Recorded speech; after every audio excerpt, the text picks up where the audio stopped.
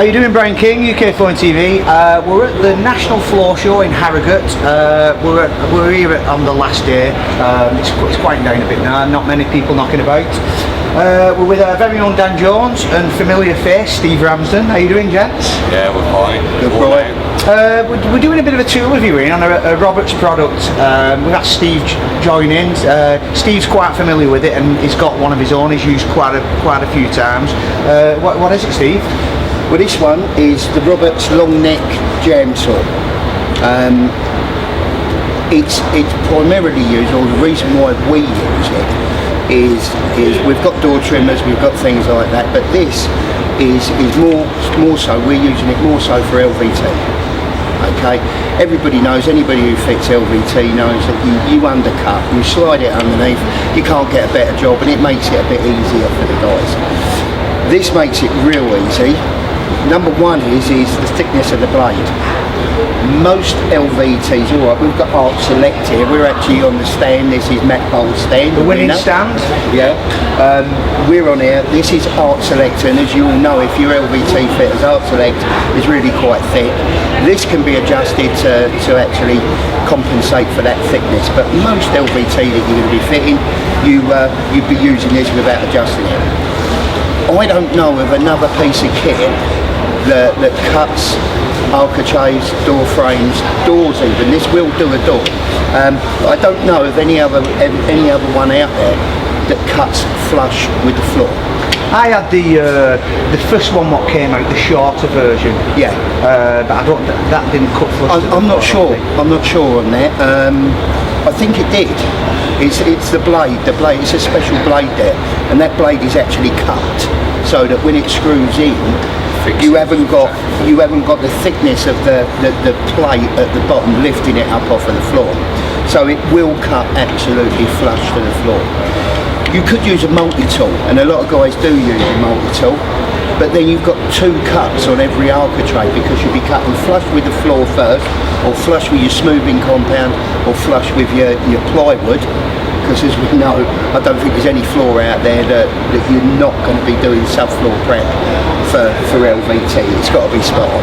So the architrave or the door frame is going to be actually set into your ply or your smoothing compound. So first off, you've got to cut that flush with the floor, and then you've got to get a sample of the flooring, put that down and put your multi-tool on top, and then cut up to or cut the thickness of that.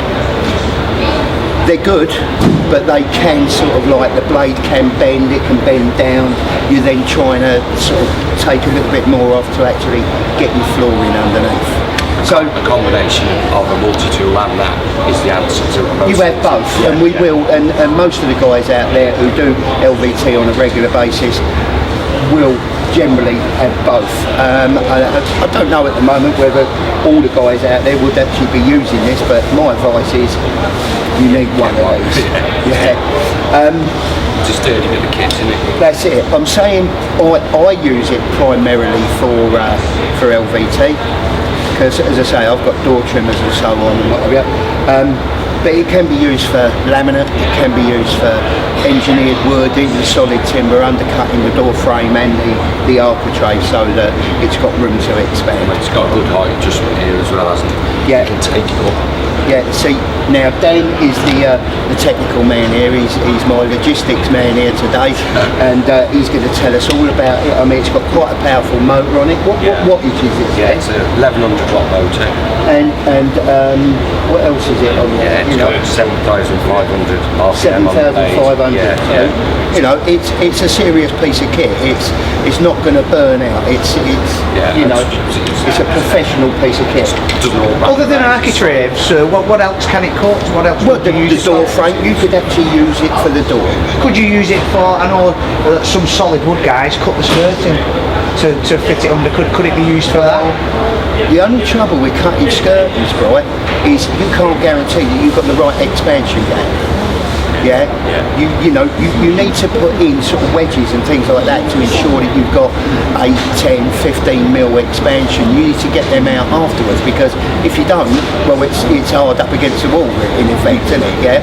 So they need to come out. So you can't put them in there and you can't take them out. Yeah.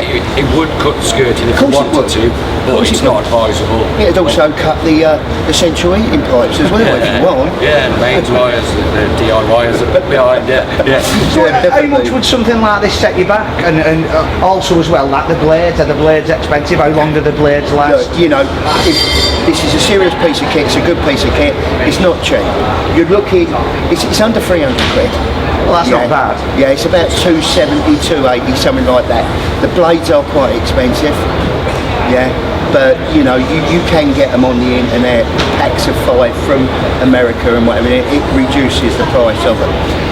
Unfortunately, when you're fitting on a concrete floor or on a smoothing compound and whatever, because the blade is touching the floor, it's going to wear a bit quicker. Although it is a carbide tip blade, it will sort of Scratch the surface of the floor. scratch the surface, and it will blunt these. It won't go on forever.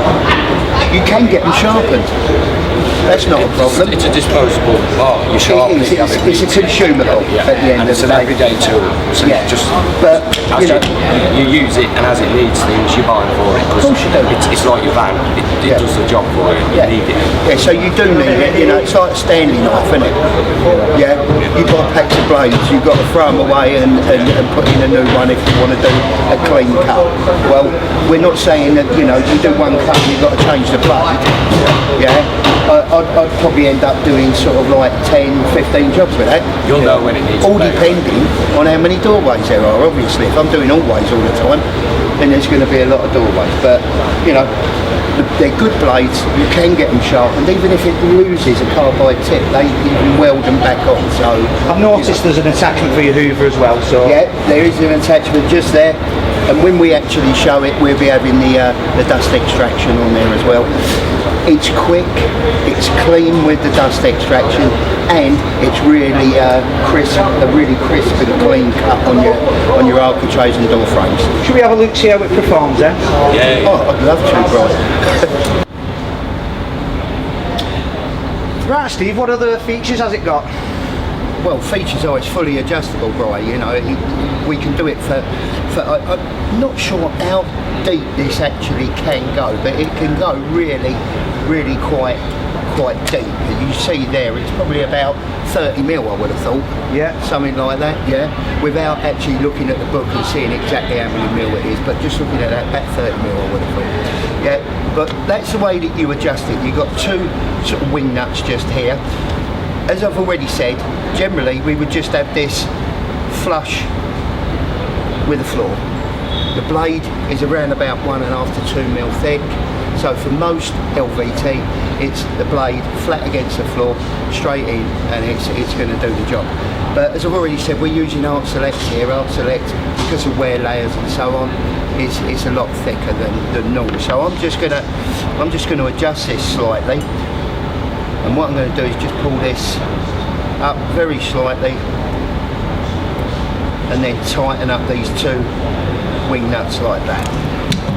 Put that on the flooring, and yeah, we're just about at the right height there. Yeah, so that's the safety guard. Yeah, so safety guard, that's the handle. The handle's quite high, so it keeps your fingers away from the blade when it's actually going. What it's also got as well is this little black button just there. Yeah, and if you see, it's really clever. I've never seen anything. Yeah, with that sort of because this is the latest, this is the newest model. They didn't have this on previous models, so this is something that they've gone up on. So whichever way you feel comfortable, if you're left or right-handed, it's made to sort of like so it'll fit. It'll lock in sort of like any position. You can lock that, even if you wanted to have it sort of like all the way down. It's really quite easy. Yeah, so I'm just going to have it because I'm used to using it like that, so I'm going to have that down like that. We've connected the dust extraction just there, and now I'm going to plug it in. It's going to get a little bit noisy now, I'm afraid. to get on the Hoover. Okay, so we've got the safety just there. You push that forward, and then it'll work. If you don't push it forward, you've got the safety on there, which is like that. So what I'm going to do is I'm going to take the safety out like so, keep my finger on the safety just there,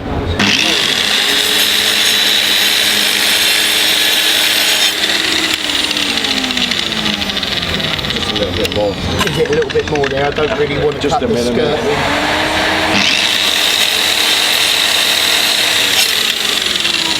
So that's the bit that's come out of there.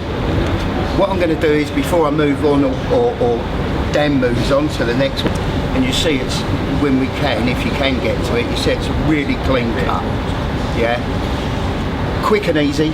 Yeah, we could cut around that, but you know, yeah, we got the guys on the competition to do that, but just to show their skill. But this is a lot easier, a lot cleaner and crisper. Yeah. So did you want to have a go, mate? Yeah, definitely. Yeah.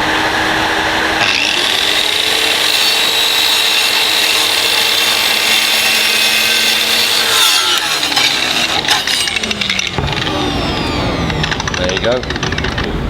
Because you can score the skirt, you can score the door frame, because if you set it upright, you're only cutting to the height of the LVT. When you fit the rest of the LVT, it's going to cover any score marks that you've put on the skirting or on the door frame. So, you know, they're virtually, in effect, non-existent. Yeah, it's a very good tool. Well, I'm impressed. Yeah. And Steve's got one. And I might have one soon. Every time I play with these tools, I end up with buying one. Anyway, another good tool review. Yeah. Thanks, Steve. Thanks for jumping Cheers, in on Steve. it. No problem. Thank you. And then until the next one, Dan. Cheers, Bright. Yeah, see you later.